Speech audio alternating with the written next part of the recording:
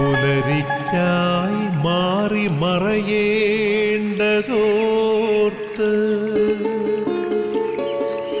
ചന്ദ്രനക്ഷത്രാദികൾ വിതുമ്പുമ്പോൾ മാറ്റമില്ലാതെങ്ങും വിരാജിക്കും ദൈവമേ, അങ്ങയെ വാഴ്ത്തുന്നു ഞങ്ങൾ.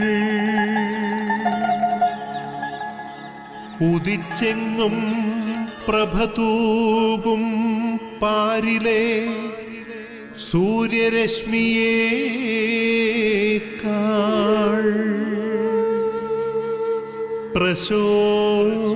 പ്രശോഭിച്ചെന്നും പ്രസാദമേകുന്ന ദൈവമേ, അങ്ങേ മഹിമാ.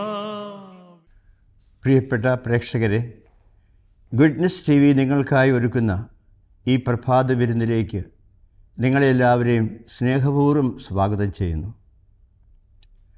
118 സങ്കീർത്തനത്തിലെ 24 വാക്യം, ഇന്ന് കർത്താവ് നൽകിയ ദിവസമല്ലേ, നമുക്ക് സന്തോഷിച്ച് ആനന്ദിക്കാം എന്നാണ് പറയുക. ഓരോ ദിവസവും കർത്താവ് നമുക്ക് നൽകുന്നതാണ്. ആ ദിവസത്തോടൊപ്പം കുറേ ഉത്തരവാദിത്തങ്ങളും കുറേ ജോലികളും കുറേ ഭാരങ്ങളും കുറേ മറ്റ് തടസ്സങ്ങൾ പോലും സഹനങ്ങൾ പോലും നമുക്ക് കണ്ടെത്തേണ്ടതായിട്ട് വരും, അല്ലെങ്കിൽ നേരിടേണ്ടി വരും എന്നുള്ളതും സത്യമാണ്. എന്നാലും കർത്താവ് നൽകിയൊരു ദിവസമാണ്. ഓരോ ദിവസവും കർത്താവിൻ്റെ ദാനമാണെന്നോർത്ത് ഈ ദിവസത്തെ ഓർത്ത് നമുക്ക് ഒരു നിമിഷം കർത്താവിന് നന്ദി പറയാം. ഞങ്ങൾ അങ്ങേക്ക് നന്ദി പറയുന്നു, സ്തുതിക്കുന്നു, സ്തോത്രം ചെയ്യുന്നു. മനസ്സിൽ നമുക്ക് പ്രാർത്ഥിച്ച് നിൽക്കാം. ഈ ദിവസത്തെ എല്ലാ കാര്യങ്ങളെയും ഒരുപാട് പേർക്ക് വേണ്ടി നമുക്ക് പ്രാർത്ഥിക്കാനുണ്ട്, ഒരുപാട് അധ്വാനങ്ങൾ ചെയ്യാനുണ്ട്, ഒരുപാട് കാര്യങ്ങൾ കൃത്യതയോടെ നിറവേറ്റാനുണ്ട്. അതെല്ലാം മനസ്സിൽ കണ്ടുകൊണ്ട് നമുക്ക് ഈ ദിവസത്തെ എല്ലാ കാര്യങ്ങളും ഇന്ന് അർപ്പിക്കപ്പെടുന്ന വിശുദ്ധ കുർബാനകളോട് ചേർത്ത് വെച്ച് ആ വിശുദ്ധ കുർബാന യോഗ്യതകൾ നമ്മുടെ ജീവിതങ്ങളിലേക്ക് അനുഗ്രഹമായി കടന്നു വരാൻ ആഗ്രഹിച്ചുകൊണ്ട് ഇന്ന് അർപ്പിക്കപ്പെടുന്ന എല്ലാ വിശുദ്ധ ബലികളോടും ചേർത്ത് വെച്ച് നമുക്ക് ഈ ദിവസത്തെ കർത്താവിന് പ്രത്യേകമായിട്ട് സമർപ്പിക്കാം. പരിശുദ്ധ അമ്മയുടെ മാധ്യസ്ഥം നമുക്ക് പ്രത്യേകമായിട്ട് പ്രാർത്ഥിക്കുകയും ചെയ്യാം. അമ്മയാണ് നമ്മുടെ ഒപ്പമുള്ളത്, അമ്മയാണ് നമ്മളെ സഹായിക്കുന്നത്, അമ്മയാണ് നമ്മളെ അറിയുന്നത്, അമ്മയാണ് നമുക്ക് വേണ്ടി പ്രാർത്ഥിക്കുന്നത്. അമ്മയുടെ കരങ്ങളിലൂടെ എല്ലാം സമർപ്പിച്ച് നമുക്ക് പ്രാർത്ഥിക്കാം, ചേർന്ന് പ്രാർത്ഥിക്കാം. നന്മ നിറഞ്ഞ മറിയമേ സ്വസ്തി, കർത്താവ് അങ്ങയോടുകൂടെ സ്ത്രീകളിൽ അങ്ങ് അനുഗ്രഹിക്കപ്പെട്ടവളാകുന്നു. അങ്ങയുടെ ഉദരഫലമായ ഈശോ അനുഗ്രഹിക്കപ്പെട്ടവനാകുന്നു. പരിശുദ്ധ മറിയമേ തമ്പുരാൻ്റെ അമ്മേ, പാപികളായ ഞങ്ങൾക്ക് വേണ്ടി ഇപ്പോൾ ഞങ്ങളുടെ മരണസമയത്തും കർത്താവിനോട് അപേക്ഷിക്കണമേ. ആമേൻ. തൂമഞ്ഞിൽ വിടരും പുഷ്പസുഗന്ധമെത്രയോ ഹൃദ്യം, പരിമളത്തിനുറവയാം നറുസൗരഭ്യമാകട്ടെ ഞങ്ങളുമീ മണ്ണിൽ.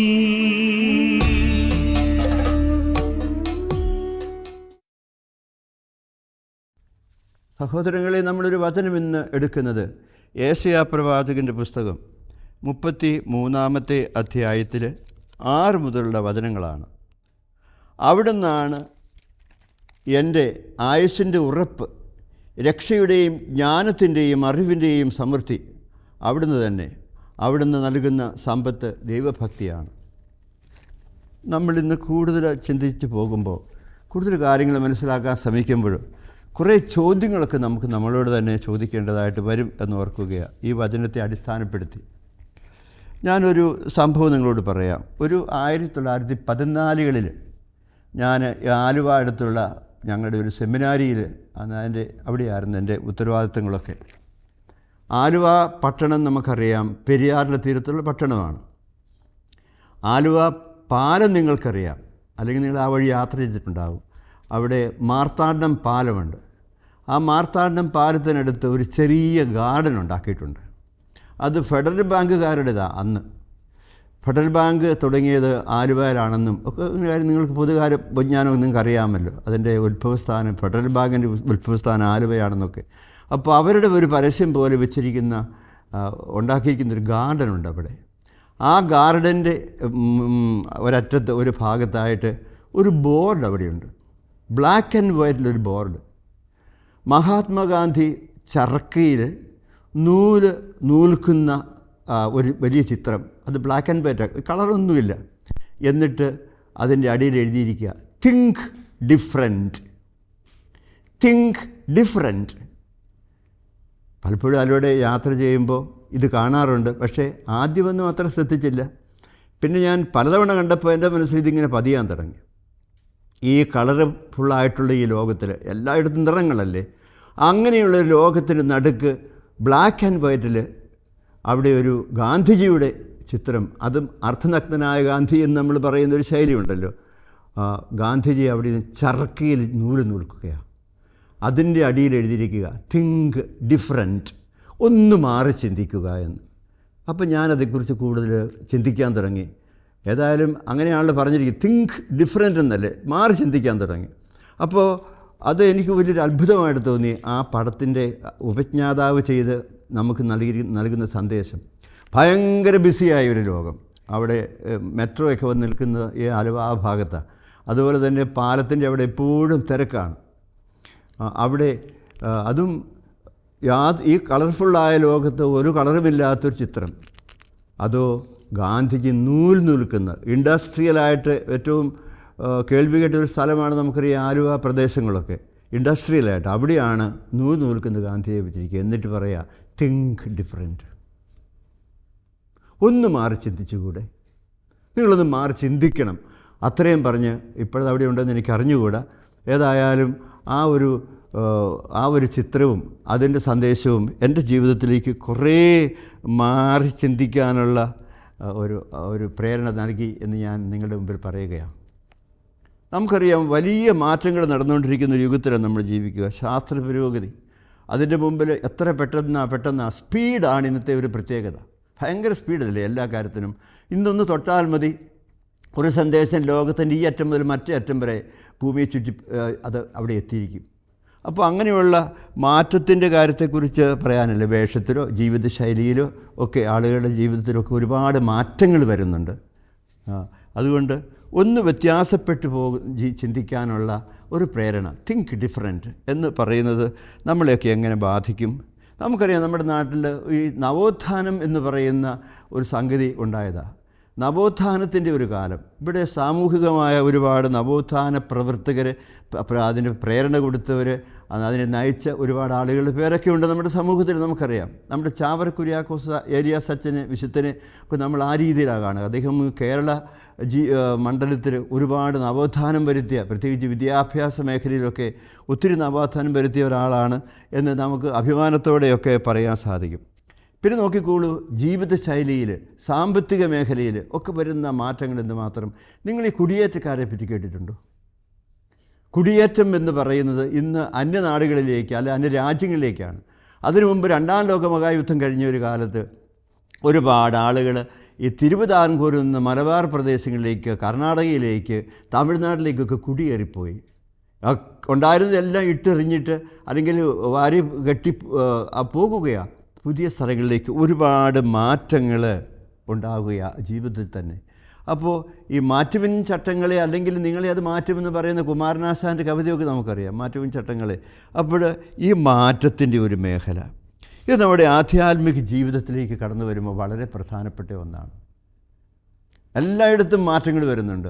നമുക്കറിയാം, നമ്മുടെ കേരളത്തിൽ തന്നെയാണെങ്കിലും ഇവിടെ ആത്മീയമായിട്ട് വളരെയേറെ മാറ്റങ്ങൾ സംഭവിച്ചിട്ടുണ്ട്. ഒന്നും നഷ്ടപ്പെട്ടു പോയിട്ടില്ല. എല്ലാം അതിവിടെ തന്നെയുണ്ട്. ഒരുപാട് ആളുകളുടെ ജീവിതങ്ങളിലേക്ക് മാറ്റങ്ങളുമായിട്ട് കടന്നു വന്ന ഒരുപാട് നല്ല ആത്മീയ പ്രസ്ഥാനങ്ങൾ നമുക്കുണ്ട്. നമ്മുടെ ഡിവൈൻ റിട്രീറ്റ് സെൻറ്റർ പോലുള്ള സെൻറ്ററുകൾ എന്തുമാത്രം വ്യക്തി ജീവിതങ്ങളെ രൂപാന്തരപ്പെടുത്തിയിട്ടുണ്ട് എന്ന് നമുക്ക് വ്യക്തമായിട്ടറിയാം. ഇന്നും അതിൻ്റെ അലയലുകളൊന്നും തീർന്നു പോയിട്ടില്ല. നമുക്കിനിയും അത് തുടരേണ്ടതായിട്ടുണ്ട്. അതുകൊണ്ട് ഈ മാറ്റങ്ങളിലേക്ക് ഒന്ന് മാറി ചിന്തിച്ചുകൂടെ? അപ്പോൾ അങ്ങനെ നമ്മൾ ചിന്തിക്കാൻ തുടങ്ങുമ്പോൾ നമുക്കറിയാം ഒരുപാട് സമ്മർദ്ദങ്ങളുണ്ട്. നമുക്ക് പ്രഷർ എന്നൊക്കെ നമ്മൾ പറയുന്നത് ഒരുപാട് സമ്മർദ്ദങ്ങൾ ഉണ്ട് ഇന്ന്. അതുകൊണ്ട് മാറിയേ പറ്റൂ. മാറേണ്ടത് മാറുന്നില്ലെങ്കിൽ നാറും എന്ന് പണ്ട് ഒരു പഴഞ്ചൊല്ലി കേട്ടിട്ടുണ്ട്. മാറേണ്ടത് മാറണം, അല്ലെങ്കിൽ അത് അഴുകും, അത് ദുർഗന്ധം വമിക്കും. ഒരു വർഷത്തിൽ നമുക്ക് കുറേ ദിവസങ്ങൾ നമ്മുടെ ആത്മാവിനെക്കുറിച്ച്, നമ്മുടെ ജീവിതചര്യകളെക്കുറിച്ച് ഒക്കെ ചിന്തിക്കാൻ നമുക്ക് നൽകുകയാണ്. എന്നിട്ട് അതിനോട് ചേർന്ന് പോകുന്ന വാർഷിക ധ്യാനങ്ങൾ, ഇടവക ധ്യാനങ്ങൾ, അല്ലെങ്കിൽ ധ്യാന സെൻറ്ററുകളിലെ വചന പ്രഘോഷണങ്ങൾ ഒക്കെ നമുക്ക് നൽകുമ്പോൾ മെച്ചപ്പെട്ട ഒരു ജീവിതത്തിന് വേണ്ടി മാറ്റങ്ങൾ വരുത്താൻ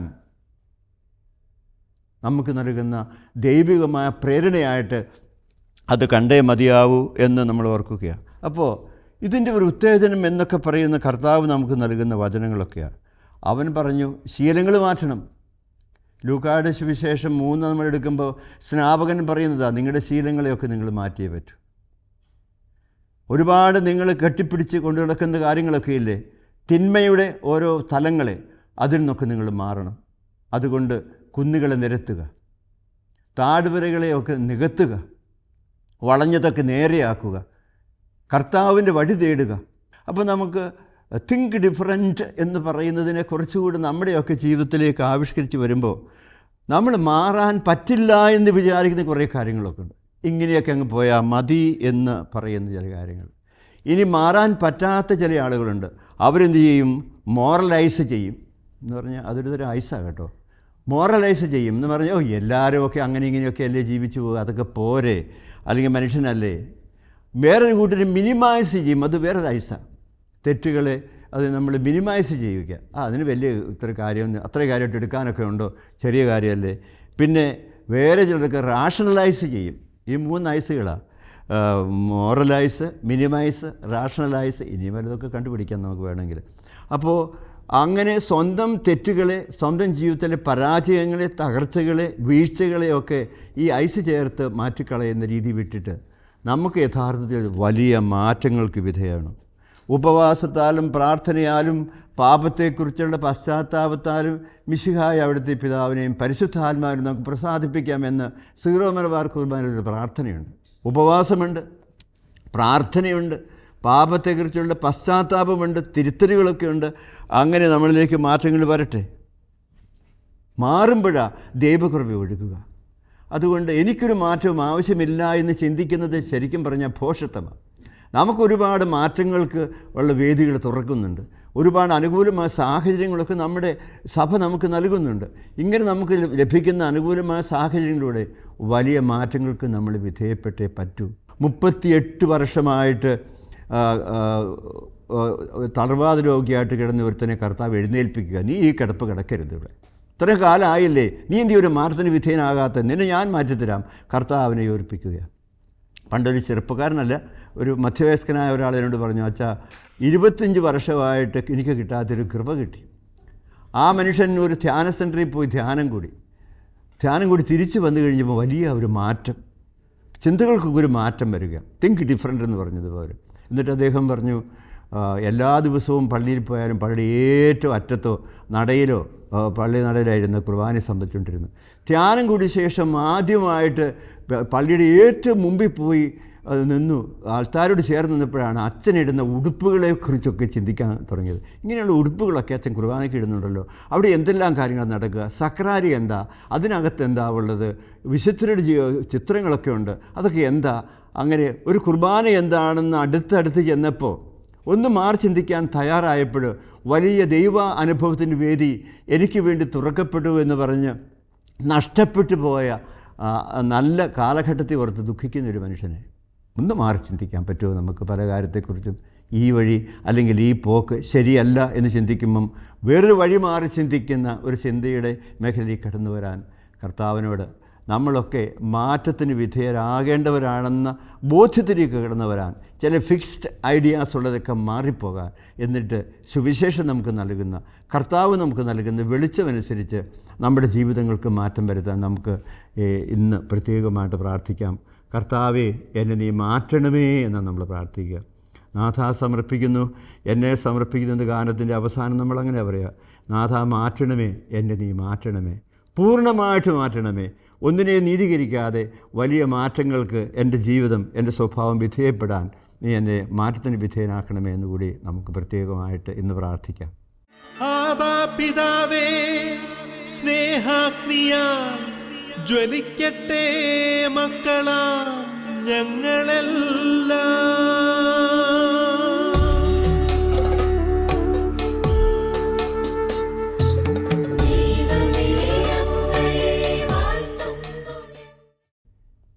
പ്രാർത്ഥിക്കാൻ ഞങ്ങളെ പഠിപ്പിക്കണമേ എന്ന് പറഞ്ഞ കർത്താവിന് മുമ്പിൽ നമുക്ക് പ്രാർത്ഥനയോടെ നിൽക്കാം. ചോദിക്കും, നിങ്ങൾക്ക് തരപ്പെടും. ആ വലിയ വാഗ്ദാനത്തിൽ വിശ്വാസം അർപ്പിച്ചുകൊണ്ട് നമുക്ക് ഒത്തിരി പേർക്ക് വേണ്ടി പ്രാർത്ഥിക്കാനുണ്ട്. നമ്മുടെ യുവജനങ്ങളെ നമ്മൾ ഇതിൻ്റെ തുടക്കത്തിൽ ഓർത്തതാണ്. അന്നന്നേപ്പത്തിന് വേണ്ടി പഠനത്തിലൂടെ കടന്നു പോകുന്നവർ, അന്യനാടുകളിലൊക്കെ ജോലികൾ സ്വീകരിച്ചു പോകുന്നവർ, അതുപോലെ തന്നെ ആഗ്രഹിച്ചതുപോലെ നല്ല ജോലി കിട്ടാത്തത് കൊണ്ട് വിഷമിക്കുന്നവർ, നിരാശപ്പെടുന്നവർ, അവർക്കൊക്കെ വേണ്ടി പ്രാർത്ഥിക്കാൻ നമുക്ക് കടമയുണ്ട്, ഉത്തരവാദിത്തമുണ്ട് നമുക്ക് ഓർക്കാം. അതുപോലെ എത്രയോ പേര് രോഗികളായിട്ട് ആശുപത്രിയിൽ കഴിയുക, അവരെയൊക്കെ നമുക്ക് പ്രത്യേകമായിട്ട് അനുസ്മരിക്കാം. നിരാശരും ദുഃഖിതരുമായ ആത്മഹത്യ ചെയ്യുന്ന സഹോദരങ്ങളെ കഥ നമ്മൾ എന്നും പത്രങ്ങളിൽ നിന്നൊക്കെ വായിച്ചറിയുമ്പോൾ അതൊക്കെ നമ്മുടെ ജീവിതത്തെ തൊടട്ടെ. അവർക്കൊക്കെ വേണ്ടി പ്രാർത്ഥിക്കാൻ, ആ കുടുംബങ്ങൾക്കൊക്കെ വേണ്ടി പ്രാർത്ഥിക്കാൻ, കടബാധ്യതയിൽ പെട്ടുകിടക്കുന്നവർക്ക് വേണ്ടി പ്രാർത്ഥിക്കാനൊക്കെ നമുക്ക് ഉത്തരവാദിത്തമുണ്ട്. അപ്പോൾ നമുക്ക് നമ്മുടെ പ്രാർത്ഥനകളെ ഇങ്ങനെ പ്രത്യേകമായ വിഷയങ്ങളെ കേന്ദ്രീകരിച്ച് നമ്മൾ പ്രാർത്ഥിക്കുമ്പോൾ ദൈവം കൂടുതൽ അനുഗ്രഹങ്ങൾ നമ്മൾ ചോദിക്കുന്ന, മറ്റുള്ളവർക്ക് വേണ്ടി ചോദിക്കുന്ന അനുഗ്രഹം ആദ്യം നമ്മുടെ ജീവിതത്തിലേക്ക്, നമ്മുടെ കുടുംബത്തിലേക്ക് ദൈവം വർഷിക്കും. അതുകൊണ്ട് എല്ലാവരെയും ഓർത്ത് നമുക്ക് പ്രത്യേകമായിട്ട് പ്രാർത്ഥിക്കാം. നമ്മുടെ ഇന്നത്തെ ഈ ശുശ്രൂഷയിൽ നമ്മൾ പങ്കുചേരുമ്പോൾ നമുക്ക് ഒരുപാട് പേരുടെ മാധ്യസ്ഥം ലഭിക്കുന്നുണ്ട്. പരിശുദ്ധ അമ്മയുടെ, നമ്മുടെ സ്വർഗീയ മധ്യസ്ഥരുടെ, പേരിന് കാരണമായ പുണ്യവാന്മാരുടെ, പരിശുദ്ധ മാലാഖമാരുടെ, ഇടവക മധ്യസ്ഥനായ പുണ്യവാൻ്റെ ഒക്കെ മാധ്യസ്ഥം നമുക്ക് ലഭിക്കുന്നത് കൊണ്ട് അങ്ങനെയുള്ളവരുടെ മാധ്യസ്ഥത്തോട് ചേർത്ത് വെച്ച് നമ്മുടെ എല്ലാ പ്രാർത്ഥനകളെയും നമുക്ക് മരിയൻ കൂടാരങ്ങളിൽ പ്രാർത്ഥനാപൂർവ്വം കഴിയും നമ്മുടെ സഹോദരങ്ങളെ ഓർത്ത്, ഡിവൈൻ റിട്രീറ്റ് സെൻറ്ററിനെ ഓർത്ത് ഈ ശുശ്രൂഷയെ സമർപ്പിച്ച് ഇതിൻ്റെ എല്ലാ വിജയത്തിനൊക്കെ വേണ്ടി നമുക്ക് പ്രത്യേകമായിട്ട് പ്രാർത്ഥിക്കാം. പരിശുദ്ധ അമ്മയുടെ മധ്യസ്ഥതയിലൂടെ നമുക്ക് ഈ എല്ലാ പ്രാർത്ഥനകളും ഒരു ജപമാലയെങ്കിലും ചൊല്ലി നമുക്ക് സമർപ്പിച്ച് പ്രാർത്ഥിക്കാനാവട്ടെ. അല്ലെങ്കിൽ നമ്മൾ ചൊല്ലുന്ന ജപമാലകളെ ഈ നിയോഗത്തിലേക്ക് നമുക്ക് മാറ്റിക്കൊടുക്കാൻ, സമർപ്പിക്കാൻ സാധിക്കട്ടെ. കർത്താവിൻ്റെ കൃപയും അനുഗ്രഹവും നമ്മളിലേക്ക് കടന്നു വരാനായിട്ട് നമുക്ക് പ്രാർത്ഥനാപൂർവ്വം കാത്തിരിക്കാം.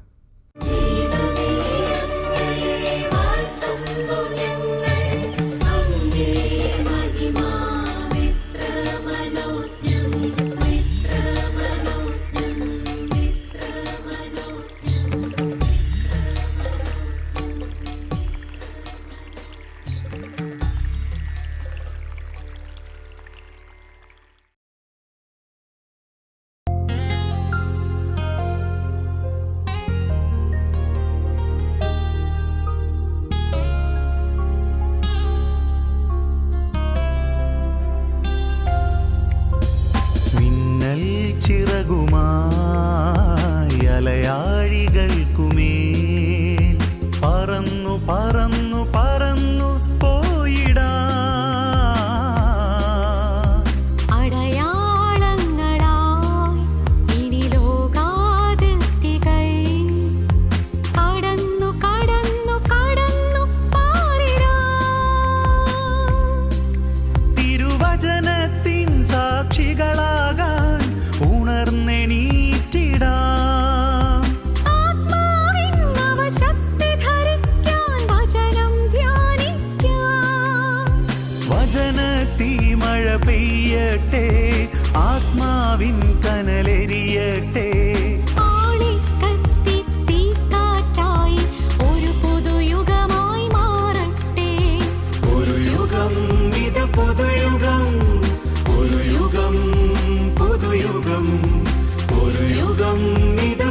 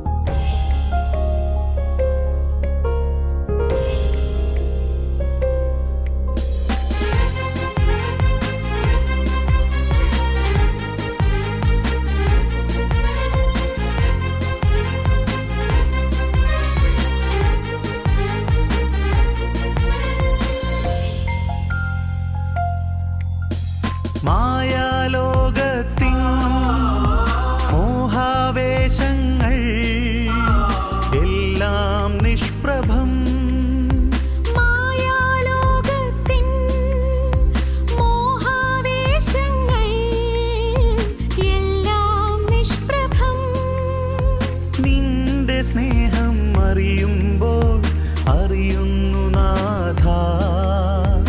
എല്ലാം ഉപേക്ഷിക്കുന്നു, ഞങ്ങളെല്ലാം ഉപേക്ഷിക്കുന്നു.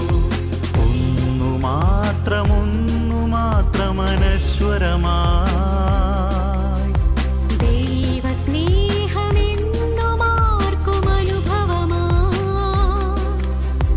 നിൻ കൂടെ പോരുന്നിതാ ഞങ്ങൾ, നിൻ കൂടെ പോരുന്നിതാ, നിൻ കൂടെ പോരുന്നിതാ ഞങ്ങൾ, നിൻ കൂടെ പോരുന്നിതാ.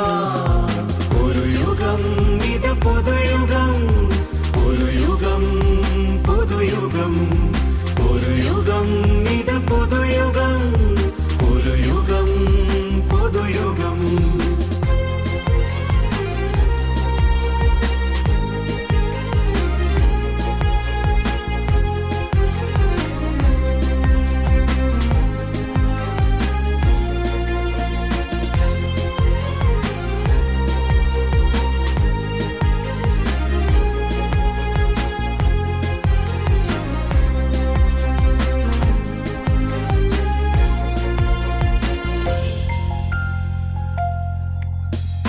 അങ്ങേ സ്നേഹത്തിൻ ആഴം തേടുകിൽ എന്തോരത്ഭുതം. അങ്ങേ സ്നേഹത്തിൻ ആഴം തേടുകേ എന്തോരത്ഭുതം. ക്രൂശുയാഗം മനതാരിൽ പകരുന്നു ജ്ഞാനം. അങ്ങേഹിതം പുൽകുന്നു ഞങ്ങൾ, അങ്ങേഹിതം പുൽകുന്നു. ദൈവസ്നേഹമെന്നുമെന്നും അനുഗ്രഹമായി സ്വർഗപാദമന്നിനായി തുറന്നതിനാൽ നിൻ കൂടെ പോരുന്നിതാ ഞങ്ങൾ, നിൻ കൂടെ പോരുന്നിതാ, നിൻ കൂടെ പോരുന്നിതാ ഞങ്ങൾ, നിൻ കൂടെ പോരുന്നിതാ. മിന്നൽ ചിറകുമായി അലയാഴികൾക്കുമേൽ പറന്നു പറന്നു പറന്നു പോയിടാം. അടയാളങ്ങളായി ഇനി ലോകാതിർത്തികൾ കടന്നു കടന്നു കടന്നു പാറിടാം. തിരുവചനത്തിൻ സാക്ഷികളാകാൻ ഉണർന്നെണീറ്റിടാം. ആത്മാവിൻ നവശക്തി ധരിക്കാൻ വചനം ധ്യാനിക്കാം. വചനത്തീ മഴ പെയ്യട്ടെ, ആത്മാവിൻ കനലെരിയട്ടെ. ആളിക്കത്തി തീക്കാറ്റായി ഒരു പുതുയുഗമായി മാറട്ടെ. ഒരു യുഗം ഇത് പുതുയുഗം, ഒരു യുഗം പുതുയുഗം, ഒരു യുഗം ഇത് പുതുയുഗം, ഒരു യുഗം പുതുയുഗം. മിന്നൽ ചിറകുമായി അലയാഴികൾക്കുമേൽ പറന്നു പറന്നു പറന്നു പോയിടാം.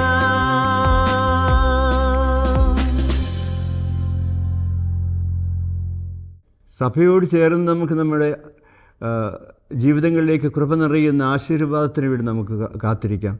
പരിശുദ്ധ മാർപ്പാപ്പായുടെ നിയോഗപ്രകാരം എല്ലാ കർദിനാളന്മാരോടും മെത്രാന്മാരോടും വൈദികരോടും സന്യസ്തരോടും ആത്മായ പ്രേക്ഷിതരോടും ചേർന്ന് അവരുടെയൊക്കെ മാധ്യസ്ഥം പ്രാർത്ഥിച്ചുകൊണ്ട് നമുക്ക് ആശീർവാദത്തിന് വേണ്ടി നമ്മുടെ ശിരസ്സുകൾ നമിക്കാം.